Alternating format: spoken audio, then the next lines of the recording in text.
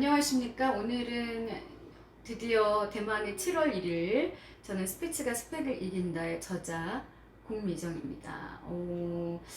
7월이에요. 7월. 이제 더울 일만 남았어요. 얼마나 오존이 강할까 하고 미리부터 지금 겁을 먹고 있는 중인데 오늘은 햇빛이 반짝하고 낮고 어제는 막 천둥도 치고 번개도 치고 뭐 국지성 호우처럼 쏟아지고 난리도 아니었거든요. 잠깐 집 근처 탄천이 있어서 산책 나갔다가 땜방류를 해서 그런지 그 인도에 막 물이 다 막 차고 넘쳐가지고 그냥 기겁을 하고 집에 들어왔는데 장관이어가지고 제가 사진을 하나 찍었거든요. 그거 한번 여기다 띄워드려 볼 테니까 한번 보세요. 예.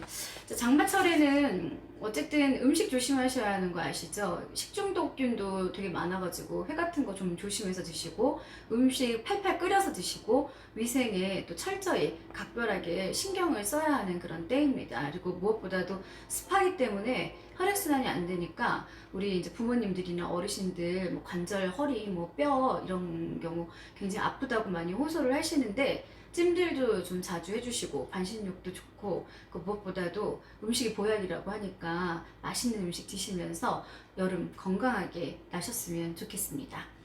어제 이제 책의 대단원의 막을 내렸어요. 스피츠가 스펙을 이긴다. 자, 오늘은요. 제가 이제 잡지에 기고했던 글들을 한번 우리말의 소중함, 함께 나눠볼게요. 우리말 쪽집게, 제가 바른말 쪽집게라고 해서 이제 그 예전에 잡지 여러 군데다가 기고를 했었는데 사전에도 없는 유행어들, 사전에도 없어요. 최근에 역대급이라는 말을 들어보셨어요? 뭐 역대급 세일, 뭐 역대급 뭐 사건, 막 볼 때마다 눈살 찌푸려져요. 저희는 이제 표준어만 구사하는 사람들이라 저도 이제 약간 마음가짐을 바꿔먹으려고 해요. 그전에는 제가 방송을 이제 하는 사람이다 보니까 사람들이 모이면은요, 되게 저한테 부담을 느끼더라고요. 내가 이런 말을 했을 때 저 사람이 내가 비속어를 썼을 때 나를 비웃는 건 아니야? 아니면은 이게 표준어일까? 맞춤법이 틀린 건 아닐까? 하고 문자 보내는 것조차도 굉장히 부담스럽다고 이야기를 해서 루즈하게 조금 풀어줬었는데 자꾸 전문성을 잃는 것 같아가지고 이제는 제가 스스로가 결심을 했습니다. 바른말, 고운말, 표준어만 쓰기로. 자, 역대 최상급이라는 말일까요? 여러분들은 뭐라고 생각하세요? 그냥 이렇게 이미지나 무의식 중에는 아시겠죠? 뭐 되게 좋은, 뭐 대단한, 뭐 최초의 이런 느낌이 들 거예요. 최고로 좋은. 아니면 역대 최하위급이라는 뜻일까요? 헷갈리더라고요. 도대체 저 말을 왜 쓰는가? 그런 생각을 하고 이 글을 썼었는데 얼마 전에 한 영화 광고 전단지에서 역대급 액션 스릴러라는 문구를 처음 봤습니다. 사람들이 역대 최하급이라고 해석하기라도 한다면 어쩌려는지, 그걸 감당하려는 건지, 아니면 이렇게 쓰면 다 알아듣는다고 생각을 한 건지 되게 의아해하면서, 저희의 직업병이 있기 때문에 가끔 막 표준어 안 쓰고 뭐 이렇게 카카오톡이나 그런 문자 내용에 너무 심하게 웬만한 건 이해하지만 막 맞춤법이 틀리거나 이러면은 눈살이 확 찌푸려져요. 어쩔 수 없어요. 직업병이라. 그러나 이제 이해를 하죠. 자, 여러분 맞춤법 되게 어렵죠? 띄어쓰기도 쉬운 방법이 있어요. 영어를 생각하세요. 그럼 예를 들어 이 집, 그럼 뭐 this house 하면 영어 띄잖아요. 그렇죠? 그런 것처럼 약간 영어하고 이렇게 맞춰서 생각을 하시면은요, 그 띄어쓰기가 좀 간단하게 돼요. 네, 그리고 그 뭐 이런 거 띄고, 그쵸? 네. 뭐 그런 거 띄고, 된다는 했을 때는 뭐 이제 된다는 건을 붙여보면은 이제 뭐 대충 답이 나오죠.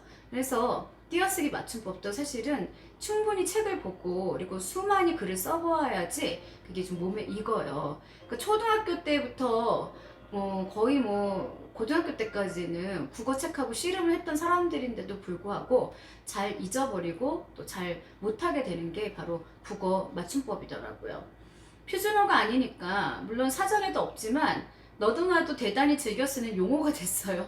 신문과 방송에서도 예외가 아닙니다. 그 말이 참 근사하다고 생각했던 건지 아니면 자극을 준다고 생각을 했던 건지, 이렇게 이야기를 했을 때 사람들이 더 많이 유입이 된다고 생각을 했던 건지 저도 그 심오한 뜻은 잘 모르겠습니다.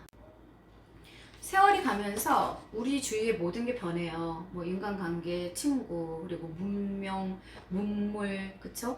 예전에 휴대전화를 이렇게 들고 우리가 사람들하고 소통을 한다고 어디 상상이나 했었겠습니까? 그만큼 시대가, 세월이 계속해서 변해요. 늘 쓰는 말이라는 것도 세태에 따라 크고 작은 변화가 있는 건 당연한 일일 것입니다. 말도 변합니다. 그 요즘에 애들 막뭐 짱나, 쌤, 이런 처음에 깜짝깜짝 놀랐거든요. 어머, 뭐라 그러는 거지? 하고 저도 좀 약간 적응은 됐지만 저렇게 계속해서 말을 쓰면은 큰일 날 텐데 말의 본질을 자꾸 이제 잊어버리는 것 같아서 부모님들이 그 부분에 대해서 좀 제대로 훈육을 해줬으면 좋겠다 그런 생각을 했어요.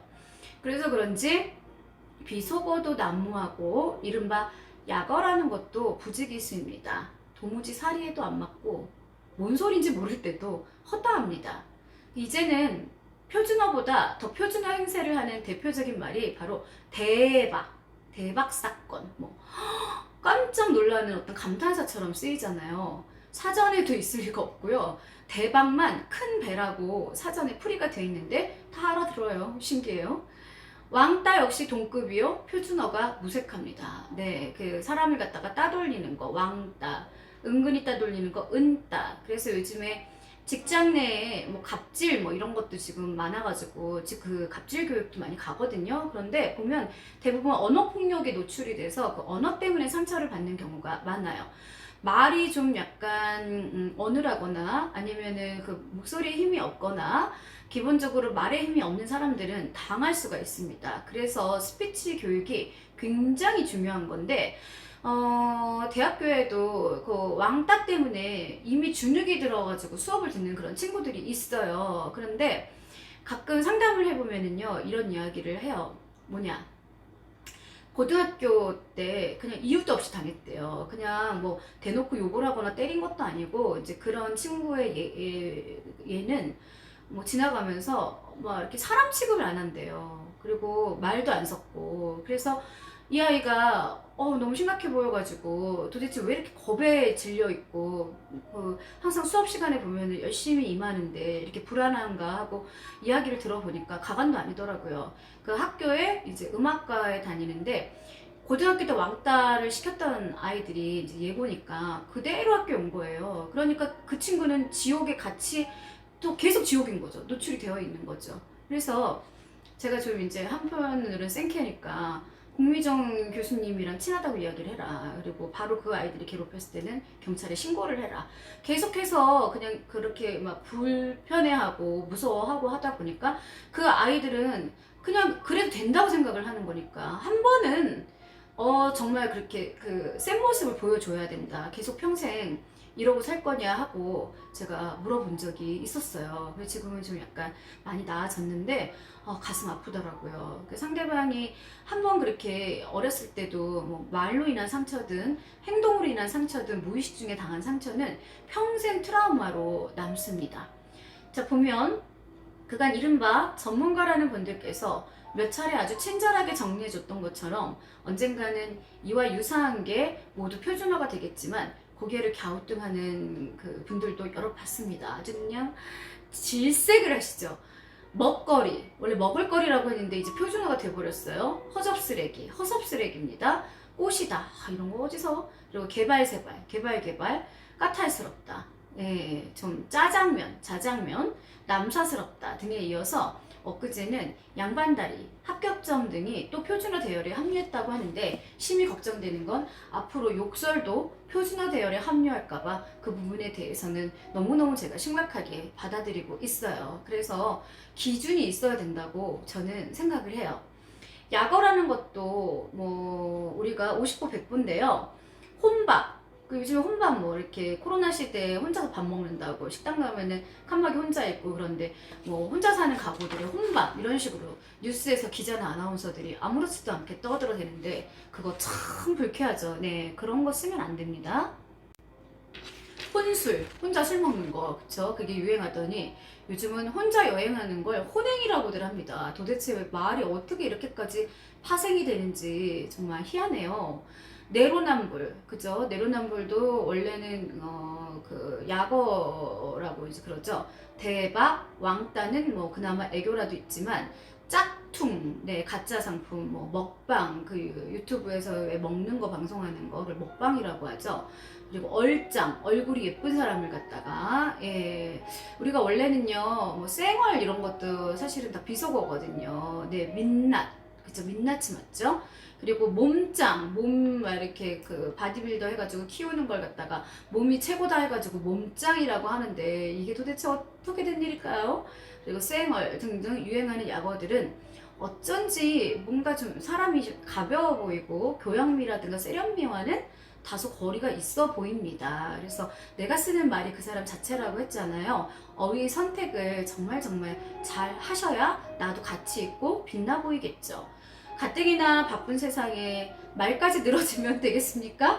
라는 핀잔이 있을 수도 있겠지만 저보고 아우 왜 저렇게까지 이렇게 얘기하는데 예, 제가 이제 그런 부분에 대해서는 약간 홍보대사처럼 많은 분들에게 알리고 있습니다. 저라도 그렇게 해야겠죠. 많은 분들이 우리말을 지키기 위해서 노력들을 하고 계십니다. 전철역에서 뛰는 사람들 보고 누군가가 그렇게 바쁘면 어제 가지 그러셨어요 하고 막 이제 이런 농담들도 하는데 요즘에는 매스미디어도 많이 발달하고 그만큼 사람들이 되게 많이 부딪히면서 이제 약간 영리해졌다? 우리가 흔한 말로 이제 약아졌다? 이제 이런 표현들을 쓰잖아요. 이제 그러다 보니까 말을 못 당해요. 어떻게 상대방이 이런 말을 했을 때 그 상대방도 이미 준비를 하고 있더라고요. 그래서 말로 인한 분쟁들이 너무 많이 일어나고 있어서 점점 더 철저하게 이렇게 노력을 해야지만 이 말이 많은 세상에서 살아갈 수가 있더라고요. 네. 그래서 오늘은 사전에도 없는 유행어들에 대해서 한번 다뤄봤습니다. 자, 앞으로 제가 이제 좀 고난도의 스킬, 스피치에 관한 어떤 스킬과 다양한 사용과 그리고 뭐 영화 이야기 해서 골고루 접목을 해서 여러분들이 선호하는 게 어떤 건지 하고 준비를 해서 연구를 해서 다시 또 돌아오겠습니다. 자, 구독과 좋아요는 사랑입니다. 여러분 감사합니다.